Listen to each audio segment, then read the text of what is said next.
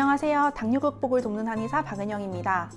한의학을 대표하는 이념 중 하나가 바로 불치이병, 치미병인데요. 이는 병이 이미 진행된 것을 치료하는 것이 아니라 병이 되기 전에 다스리라는 예방의학의 개념입니다. 당뇨도 마찬가지입니다. 당뇨가 오기 전에는 전 단계인 내당능 장애의 시기가 분명히 있는데요. 이때 적절한 관리 및 치료를 하신다면 당뇨의 위험에서 벗어날 수 있습니다.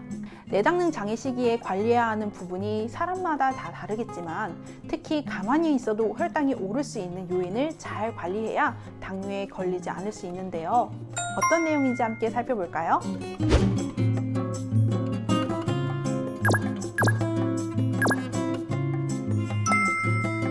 내당능 장애에 보통 가장 먼저는 음식을 관리하곤 합니다.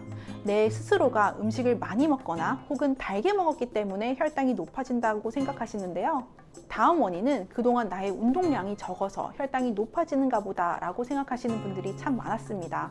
그렇지만 사실 우리 몸은 음식과 운동에 관계없이 가만히 있어도 혈당이 계속 오르는 상황이 있습니다. 바로 스트레스를 받을 때인데요. 스트레스 때문에 심리적으로나 신체적으로나 긴장 상태가 유지되는 것이죠. 이때 우리 몸은 항상성을 유지하는 자율신경계 중 교감신경이 활발해지는데요. 교감신경이 활발해지면 세 가지 이유 때문에 혈당이 잘 잡히지 않게 됩니다.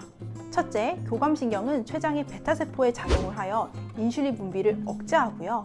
둘째, 교감신경이 간세포에 작용해서 간에서의 포도당 생성을 증가시킵니다. 셋째, 이와 더불어 스트레스를 받을 땐 스트레스 호르몬인 코티졸의 분비가 왕성해지는데요. 교감신경의 신호와 코티졸이 지속적으로 분비가 되면서 간에서 포도당을 만들어라 라는 신호를 주게 되는 것이죠. 이 때문에 스트레스를 지속적으로 많이 받는 상황이라면 아무리 내가 음식, 운동 등을 관리했다 하더라도 결국 혈당은 꾸준히 높아질 수밖에 없습니다. 미국 오하이오 주립대학 메디컬 센터 당뇨병 대사 연구센터에서는 코티졸과 혈당 수치의 연관성을 분석하였는데요. 그 결과 코티졸의 수치가 올라가면 혈당의 변화를 유발 혹은 당뇨병 환자의 혈당 조절을 어렵게 한다는 것을 입증하였습니다. 보통 코티졸의 수치는 아침에 가장 높고 밤에는 대개 낮아지지만 스트레스가 심한 상황이라면 밤에도 코티졸 수치가 올라가게 됩니다. 이 때문에 덩달아 혈당이 상승하는 것을 확인한 것인데요. 스트레스를 받을 때 괜히 더 단 것이 땡기거나 식욕이 더 왕성해짐을 경험해 보신 적이 있으신가요? 이는 코티졸의 분비가 증가가 되어서 식욕이 자극된 건데요. 그래서 우리가 스트레스를 받으면 야채 이런 것보다는 빵이나 케이크, 단 음료 등 탄수화물과 당분 함량이 더 높은 음식이 끌리게 되죠.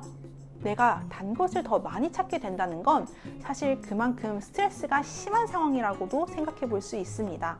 스트레스를 받는 상황만으로도 내가 먹는 음식량이 증가되기 때문에 자연스럽게 혈당 상승으로도 이어질 수 있고요. 그래서 저는 혈당이 잘 잡히지 않는 당뇨인과 내당능 장애로 찾아오시는 분들이라면 최근에 극심한 스트레스가 있지는 않으셨나요? 이렇게 여쭤본다면 대부분은 맞다 라고 하시더라고요. 스트레스가 지속되면 투쟁 도피 반응이라고 해서 긴장 상황이 쭉 유지가 되는데요. 이는 우리가 긴장 상황이 발생했을 때 자동적으로 나타나는 생리적 각성 상태를 의미합니다. 결국 스트레스 자체가 음식, 운동량과 관계없이 우리 몸에 지속적인 투쟁과 도피를 하는 것처럼 인식하게 되고요. 그래서 꾸준히 교감신경의 항진이 유발이 되어 혈당이 오르는 몸 상태가 되는 것입니다. 그래서 내당능 장애에 해당하신 분이라면 가장 먼저는 스트레스가 잘 관리가 되시는지를 확인해 보시고요. 스트레스를 잘 관리하는 것이 당뇨에 걸리지 않는 숨은 비결이라는 점 꼭 기억해 주세요. 스트레스를 관리하는 방법에는 참 여러 가지가 있는데요. 그중 하나가 명상이죠.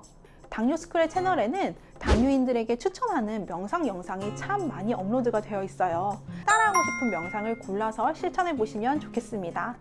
그럼 다음 영상에서는 더욱 더 유익한 소식으로 찾아뵙겠습니다. 감사합니다.